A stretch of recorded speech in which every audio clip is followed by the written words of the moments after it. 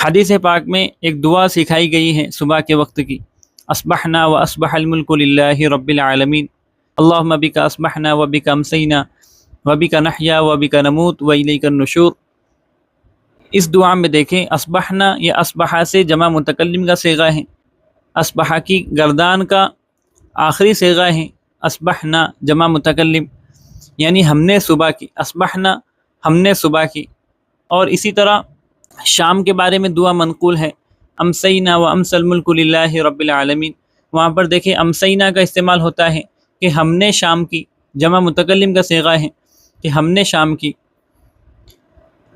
اسی طرح حدیث میں آتا ہے کہ نیک اعمال میں جلدی کرو اس سے پہلے کہ فتنے آئیں، اور وہ فتنے ایسے ہوں گے کہ یصبح الرجل مؤمنا ویمسی کافرا، یصبح الرجل مؤمنا،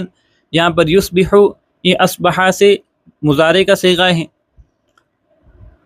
اور الرجل اس کا اسم ہے اس لیے مرفوع ہے، اور مؤمنا یہ افعال ناقصہ کی خبر ہے اس لیے منصوب ہے۔ تو یصبح الرجل مؤمنا، آدمی صبح کرے گا مومن ہونے کی حالت میں، ایمان کی حالت میں، ویمسی کافرا، یہاں پر یمسی امسا کا فعل مضارع ہے، اس کا مطلب ہے شام کرے گا، اور شام کرے گا کافر ہونے کی حالت میں، یعنی فتنے آئیں گے تو وہ زمانہ ایسا ہوگا کہ آدمی صبح کو مومن ہوگا تو شام کو کافر ہوگا۔ تو اس حدیث پاک میں بھی اصبح اور امسا ان دونوں کے فعل مضارع کو استعمال کیا گیا ہے۔ تو یہ